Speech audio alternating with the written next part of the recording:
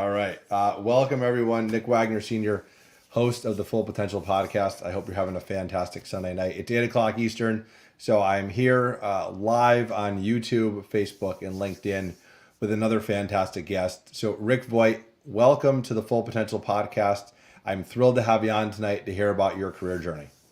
Nick, thanks for having me on. I'm looking forward to chatting a little bit. It's going to be fun, and Rick, I do this almost every Sunday night to hear from inspirational people like yourself, so others can kind of understand what could be with their career. So I try to find individuals that have had very unique careers. You have worked for some huge companies that people will know the names of those companies you've worked for. And now you own your own business that people might not know your business, but they'll learn about it tonight. So you've had a very successful career, both in the corporate world and as an entrepreneur. So I'm really excited to dive into that and hear about what it was like to work for Kodak, as an example, at the really during their heyday, and now what it's like to run Vivid-Pix, your own business. And I think we for those that are photography buffs out there, I think we might learn some interesting things about photography as well, because that is a world that you are very knowledgeable in, which is going to be really cool. So welcome to the show, and I appreciate you making time. I always start with the first question, Rick, is when you get to meet someone, we'll talk pre-COVID, when you got to actually meet people in person, and someone asks, who is Rick Voight? How do you answer that question? I'm a father, a husband, and someone who loves business. Okay. I like how you start with father and husband, because I'm the same way. I always start with family before I jump into the work piece. So, and we're going to talk about all the business and including your awesome business, Vivid-Pix, which I love how you're rocking the shirt, you're rocking the swag to rep the company. But let's go back, Rick, to when you were little Rick, because I want to hear, I love to start at the beginning of the journey. So when you were in, 7, 8, 9, 10, was business something you always knew you wanted to do in the future? Was it like, if you had family members that owned their own businesses or that were entrepreneurs, like, did you know what you wanted to do when you grew up? So that's a question I don't normally answer. So it's kind of fun. So I was the kid I grew up in Rochester, New York. And at that time, we used to get a bunch of snow. And so I would be out there shoveling sidewalks and driveways in the wintertime. And I would be cutting yards in the summertime and raking leaves. So I guess I always had a work hard mentality.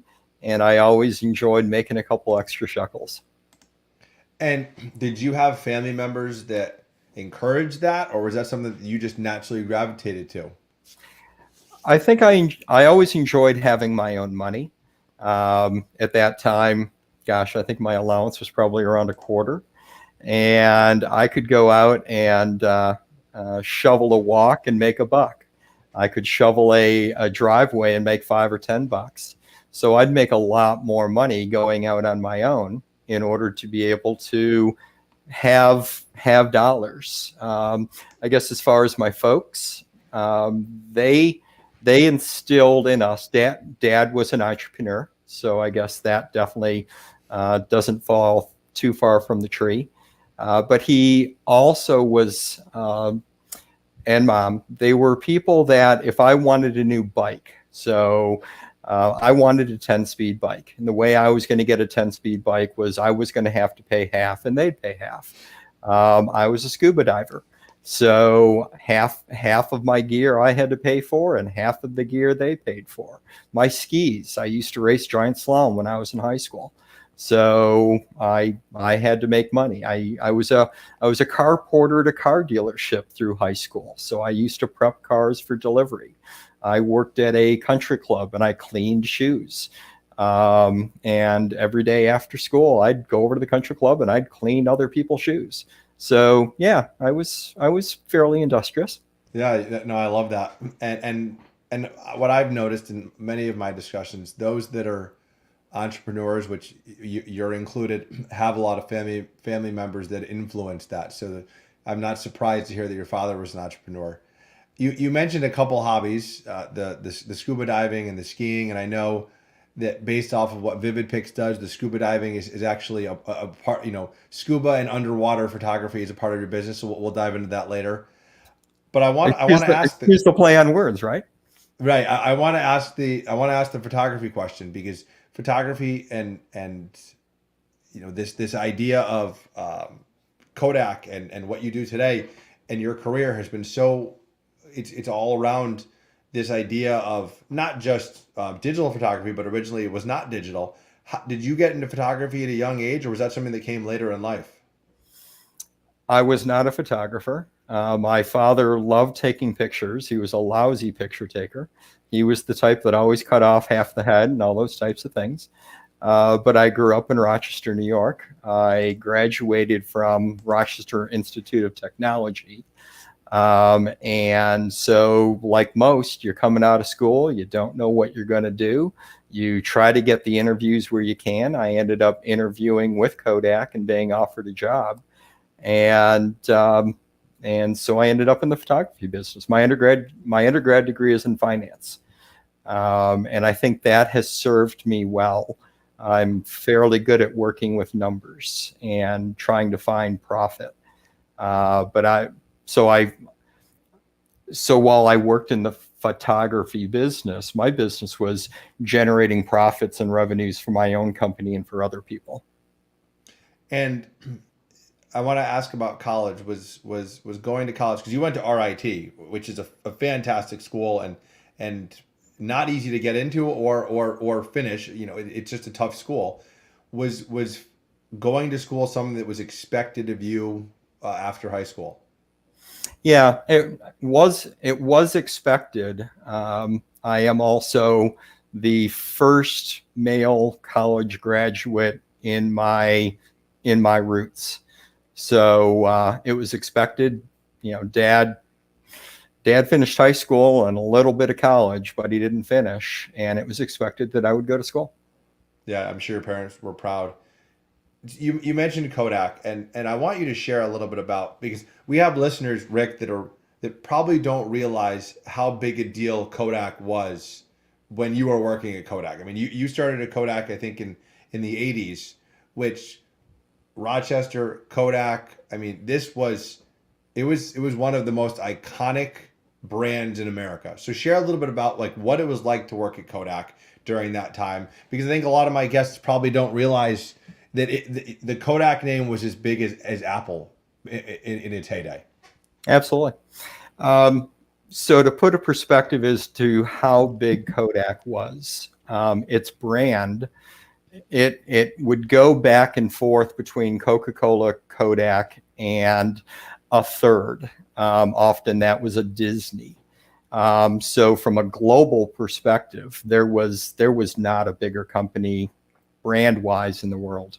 From a technology perspective, we generally were one or two of new patents in the world. And Kodak had been around for over 100 years.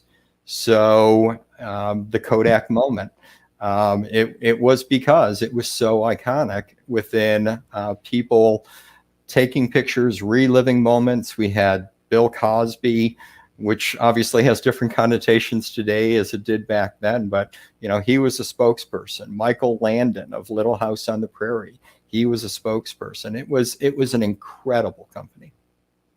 And you were there for 19 years and did a variety of different roles. And I think one thing, and we're not going to go through all your roles, but I think one thing that people often ask, Rick, is how did you find all these different roles? Because you had a lot of opportunities and did a lot of really cool things at the company.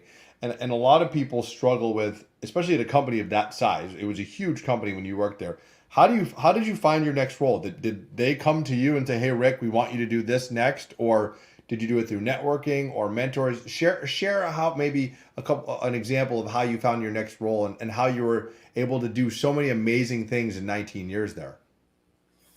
So I'll start with the beginning and the end and fill in a couple of blanks. So I started out as a beginning sales rep. So I had, a couple hundred accounts. I would drive a car around to stop. That could be a photo specialty dealer, a camera store. Actually started before there were mini labs, which a lot of people won't know what mini labs were. Wholesalers, drug stores, card shops, you name it. And I was just a peddler with an amazing brand, right? You know, a lot of people had to have Kodak on their shelf. I ended my career as vice president, national sales manager for any printed picture in America. So was responsible for $1.5 billion a year. And so what was fun is that the career was one primary role was sales. However, in order to create sales, I often found marketing things to do with like partners. So for instance, my first territory was south of Boston over to Newport, including Newport, Rhode Island, over to Providence, Rhode Island, the southern tier of Massachusetts. And I would work with McDonald's and Coca-Cola, which the three colors blended together well. And we would run promotions, and it could be come into your local McDonald's with a empty Kodak film box or a 2-liter bottle of Coke and have your picture taken with Santa Claus, or those types of things. And because Kodak at that time had roughly 100% market share in the United States, it deteriorated a lot through the years through their various things. We always were looking for ways to be able to create picture taking. And so I had couple different sales roles, increasing responsibilities. I started college as a marketing student, found that it didn't do everything for me, and finance I liked more. So I had a couple of marketing roles, and then more progressively responsible roles. Yeah, I mean, it seems like you really had an unbelievable journey to go from just right out of college, getting hired as a sales rep to vice president, national sales manager. So I think that's a pretty fantastic story, and again, I can't stress this enough, like how iconic the brand Kodak and really what your company sold was for so long. I mean, I know the company's transformed immensely now. It's really in a different place now than it was when you were there, or even 50 years ago. But obviously you're still proud of what you did there and what you accomplished, which I think is great. And I think obviously you learned an immense amount about business, the photography industry, and how to work with people. You left Kodak to go to Hewlett-Packard, which again was in retail publishing, is what you would call it on LinkedIn. So you still you didn't move to starting your own business at that point, but did you start thinking about owning your own business while you were at Hewlett-Packard? Like, at what point did you start kind of getting those wheels turning? Like, I think I want to work for myself.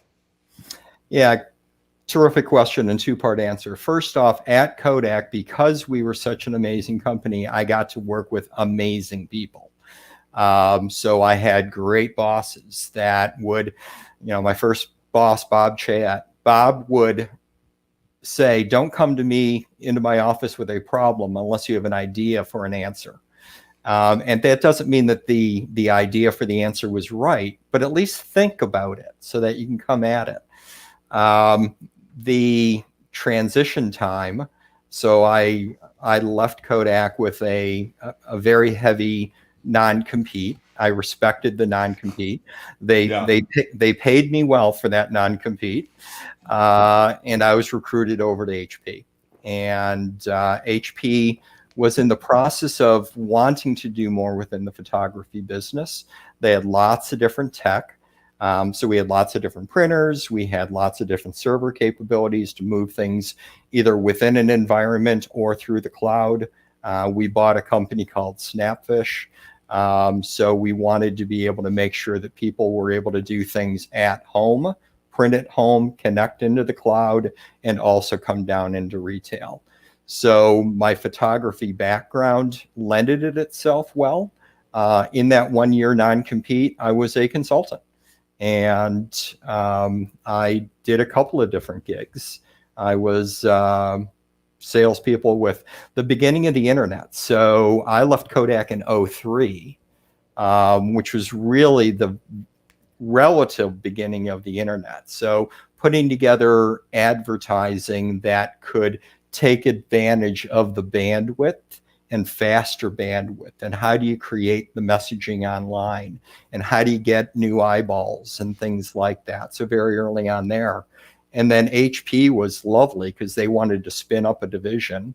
One of my jobs at Kodak, I ran non-traditional channels for the United States, and I had global responsibility for the underwater photography business and for the cruise line industry. So I had insights into non-traditional things and having to come up with non-traditional ways of solving those things.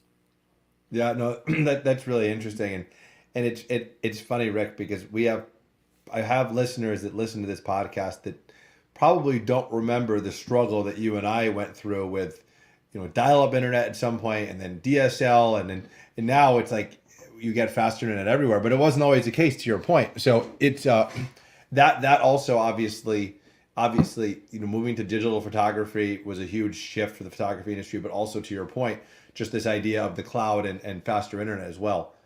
So at what point did you decide you wanted to start your own business, and how did that happen? Because I think for a lot of people that end up being entrepreneurs, there's usually something that happens, or there's some moment they're like, you know what, I think this could be something that I need to do. How did that happen? Like, how did you leave HP and make that happen? So probably three things. One is my daughter was recruited to the Air Force Academy. And when she stepped foot on campus her junior year, I knew she was pretty well set. And hopefully I was a pretty decent dad. And I wanted to make sure that she was taken care of. Two, my dad had passed, and my dad was my best friend. And as I reflect, there was probably a lot of dynamics going on. And then three, from a technology standpoint, what I had been hired to do and set out to do with HP, some of those things were not happening maybe as well as they might, and maybe not as fast as I would want. And I had another opportunity where I had sat on the board of a company, and it was in the health field. And it was, this could be a lot of fun. And so I took a cut in pay, and I quit a very, very well-paying job, and decided to give that a try, working for somebody else, but being part of the executive team. And that was fun. We ended up rolling out thousands of kiosks across America within the health industry. And then when that ended, I kind of looked myself in the mirror and said, what do you want to do next? Do you want to go? You've tasted entrepreneurship. There are goods and bads. You've spent your career in corporate, and there are lots of goods and bads. Where do you want to spend the rest of your life? And when I was responsible, so diving. So I happen to be at a friend's house in St. Louis, Missouri right now, and he's a very good photographer. This is one of his behind me, and because I took my first dive when I was 8, got certified when I was 14, ran the underwater world for 3 years. I thought that would be a nice place to spend some time. So talked to an old friend of mine from Kodak, and we invented Vivid-Pix. And we're going to dive into that, but I want to highlight a couple things that you mentioned, that your daughter, you felt your daughter was in a good place. So I think a big thing a lot of people struggle with it, and you started this conversation with your husband and a father. You waited until after you felt she was good from a school perspective and a career perspective to make this leap. Was that just because you wanted to make sure that she was financially stable, and you wanted to make sure that you had the time to be with her before you were an entrepreneur? What was the decision there? Because I think that's a really important point you brought up. I think the biggest thing is that I raised her a certain way. I was fortunate that I had a career that allowed my wife to be a stay-at-home mom. And I literally, when I was with HP, I used to commute Sunday or Monday night out to San Diego and fly back from San Diego on Thursday nights or Fridays every week. For a couple of years, I was in a hotel room over 300 nights per year. And when I was home, I'd take Meg out on the tennis tour, and we had a lot of one-on-one time. So, you know, she and my wife are most important to me. When she stepped on campus that junior year, I knew I'd done a good job, and I knew she was going to be taken care of. Yeah, and you'd have the the time to do the business. So let's talk about Vivid-Pix. So and remember that not everyone listening has the photography background that you have. So what is Vivid-Pix?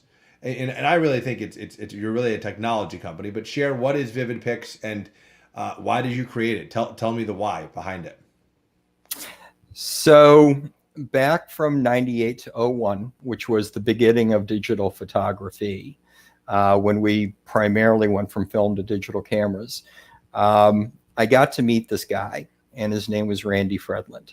And Randy is my yin, and I'm the yang, or he's the yang and I'm the yin, or frick and frack. And really what it is that he's a technologist. With Kodak, he held over 150 patents in color and image science. Wow. So truly one of the best image scientists in the world. And I'm a business guy. I love business, like I said in the very beginning. I like making connections. I like being able to identify business need, consumer need, commercial need, fitting the pieces together.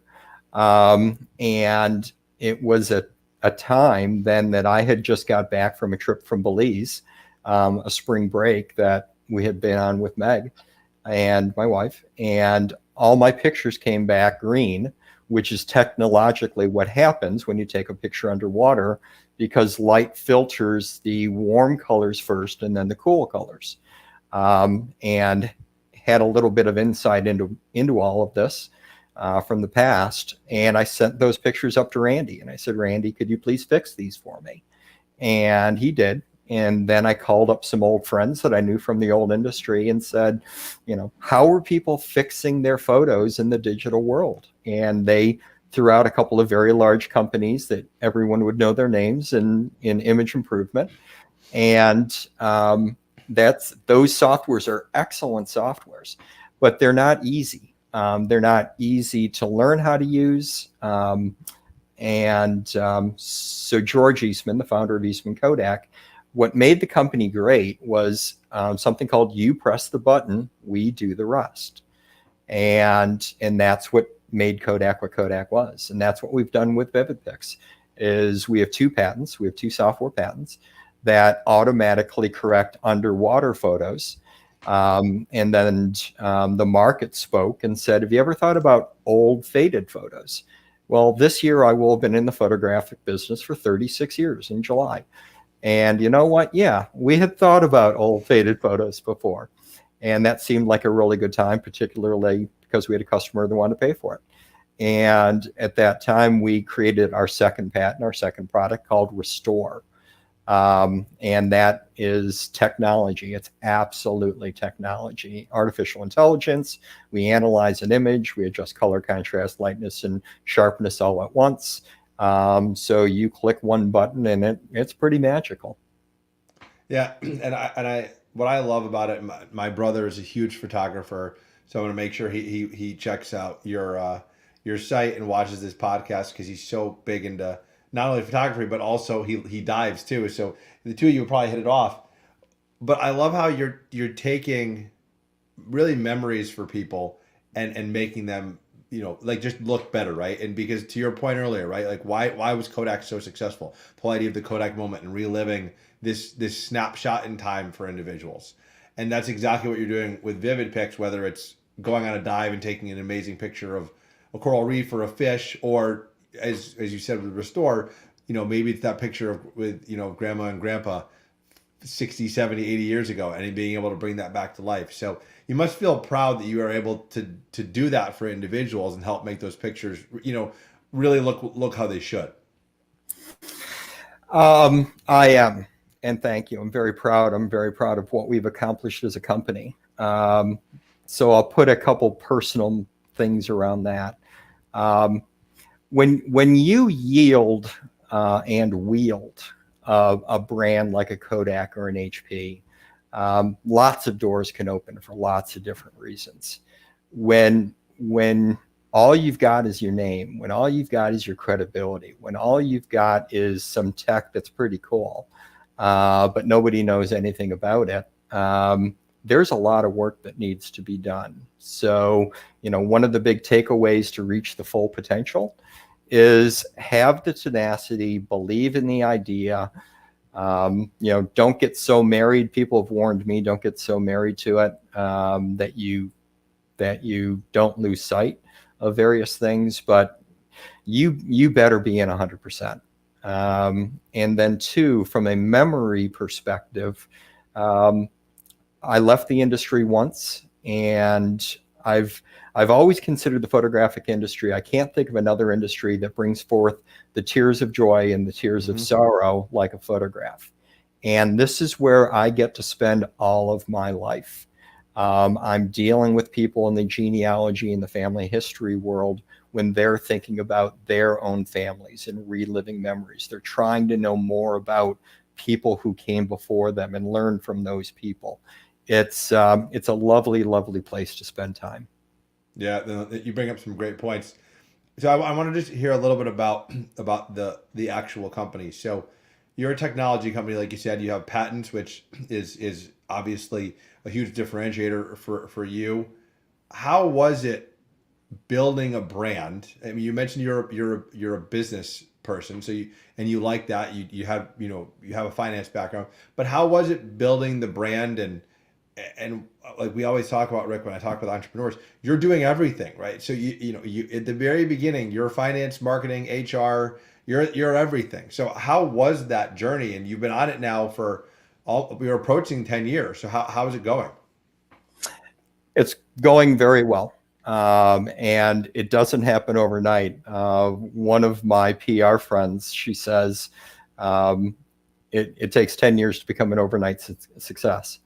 And it's a lot like that, there's a lot of nose to the grindstone. There are a lot of sleepless nights. There are a lot of, oh my gosh moments. I'm so happy because you thought you made something happen. And sometimes they do, and sometimes they don't. There are lots of moments where can you pay for everything, like brand?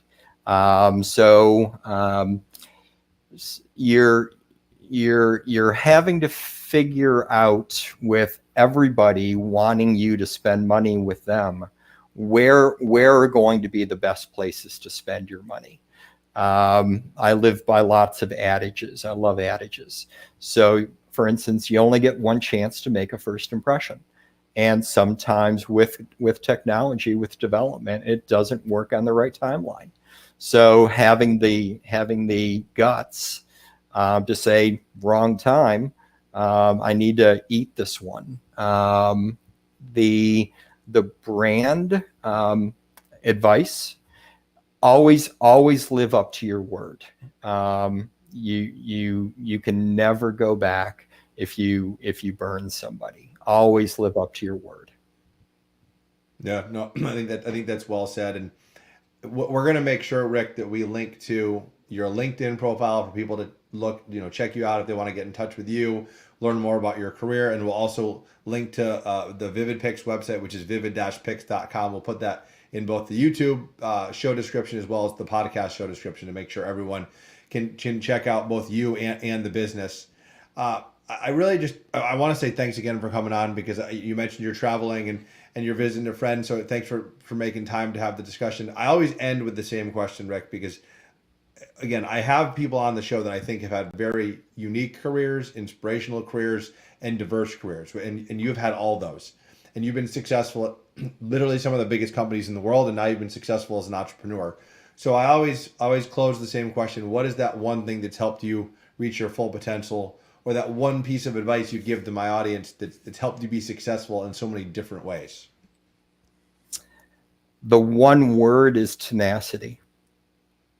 If you believe in something, whether you work for somebody else and you are being asked your opinion and you're being asked to do a job, own it. Own your ideas. Don't be swayed. Listen to other people. Always listen to other people, and those that listening should allow your thoughts to be good. And then once the decision is made, be tenacious. Hold that bit in your teeth and keep going. And don't give up. Don't give up. There are times it'll be easier. Don't give up. Yeah, and I think I think some other great points that you shared throughout this is you made a reference earlier that you worked for some fantastic people back at Kodak and really took advantage of learning from them and those relationships and that networking. So it sounds like that's something that you always have done throughout your career, and to your point, it served you very well. So I appreciate you sharing that. And again, I'll just close with this as a husband and a father myself. I love how you led with that and how that was the most important thing, really throughout your career. What was your family? So Rick Voight, thank you so much for making time to be on the Full Potential podcast. Really interesting journey. I can't even fathom how many people's lives you've impacted because of the products that you worked on in your 36-year career in photography. So you should feel happy about that and the impact you've had. And again, we'll make sure we get your contact info up for everyone. But I wish you the best, and I say thank you for joining. Nick, thank you so much for having me on, and all your listeners, follow your dream, live life. Thank you, Rick. Stay safe and be well. See you, man.